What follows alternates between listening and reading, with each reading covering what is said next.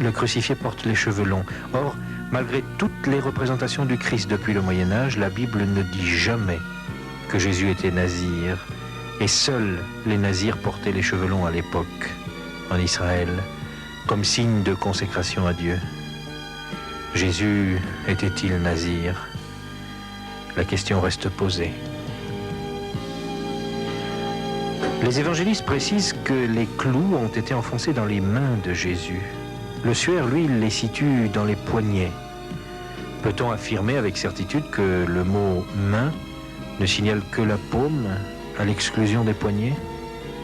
Cela fait beaucoup d'interrogations et d'incertitudes. Elle ne me permettait pourtant pas de mettre encore en doute l'authenticité du linge. Un fait important est alors venu troubler la quiétude du suaire durant l'année 1988. Après avoir longtemps attendu avant d'accéder à la demande des scientifiques, les autorités ecclésiastiques décidèrent de confier à 3 laboratoires triés sur le volet, un anglais, un suisse et un américain, un fil du suaire pour procéder à une datation précise au carbone 14. Après des mois d'attente anxieuse, une indiscrétion filtra à partir du laboratoire anglais, apportant au monde un scoop que plusieurs n'auraient jamais aimé connaître. Le suaire de Turin daterait du Moyen-Âge. Monseigneur Anastasio Balestrero, cardinal archevêque de Turin, publia la nouvelle en octobre 1988. Le lin qui servit à tisser le suaire de Turin avait cessé de croître entre les années 1260 et 1390 de notre ère. Il n'avait donc pu entourer le corps du Christ.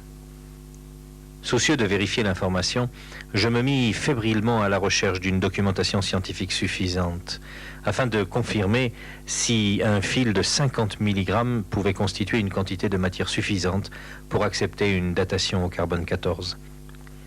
Une conversation téléphonique avec un laboratoire de faible radioactivité du Centre national de recherche scientifique de Gif-sur-Yvette finit de me convaincre.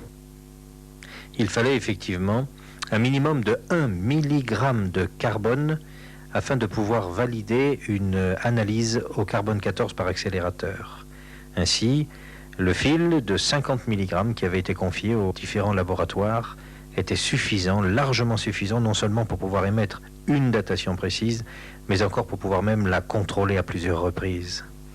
Il me fallait donc me rendre à l'évidence. Une déclaration de M. Jacques Evin finit de me convaincre.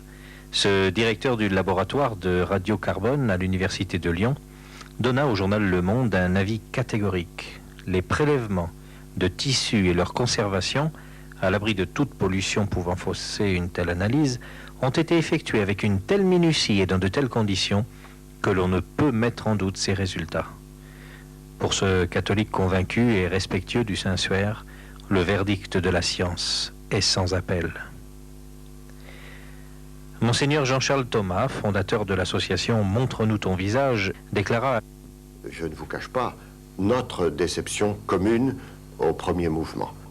Car si le tissu n'est pas antérieur au début du XIIIe siècle, il est impossible que le Christ ait été effectivement dans ce tissu. La parole reste toujours à la science.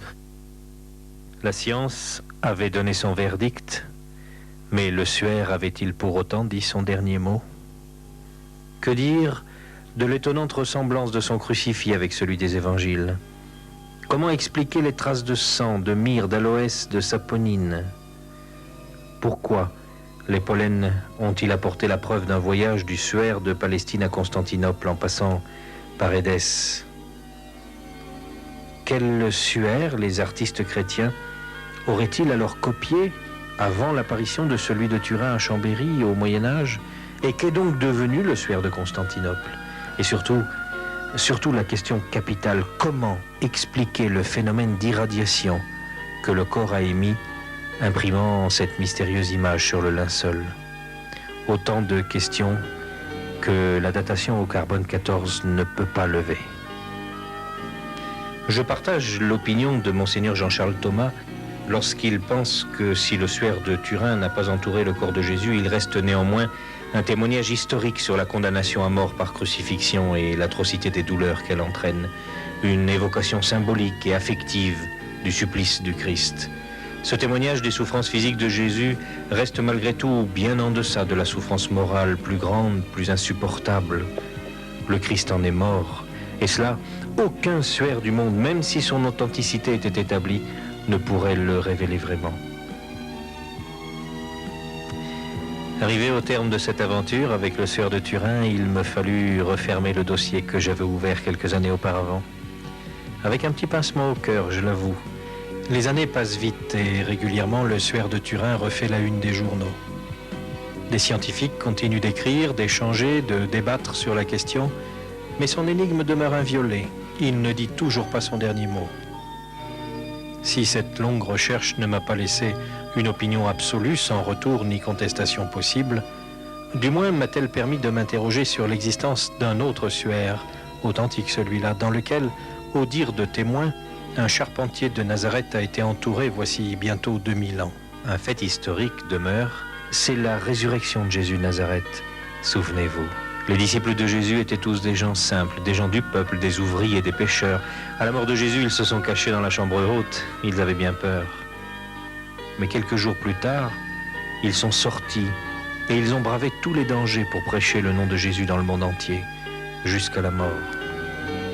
Que s'est-il passé entre le moment où les disciples avaient peur et étaient désemparés et le moment où ils ont tenu tête aux Romains, aux Sanhédrins, au monde entier, et où ils ont été jusqu'à donner leur vie avec enthousiasme dans les arènes ou sur la croix? Que s'est-il passé pour qu'il y ait eu en eux un tel bouleversement? La seule explication possible, c'est celle que nous donnent les évangiles. Ils ont vu Jésus-Christ ressuscité, ils ont vu Jésus-Christ sorti vivant et glorieux de son tombeau. Les apôtres, les chrétiens du 1er siècle ont vu Jésus vivant et ils ont cru. Ils ont raconté, ils ont écrit ce qu'ils ont vu. Leur témoignage extraordinaire se trouve dans la Bible.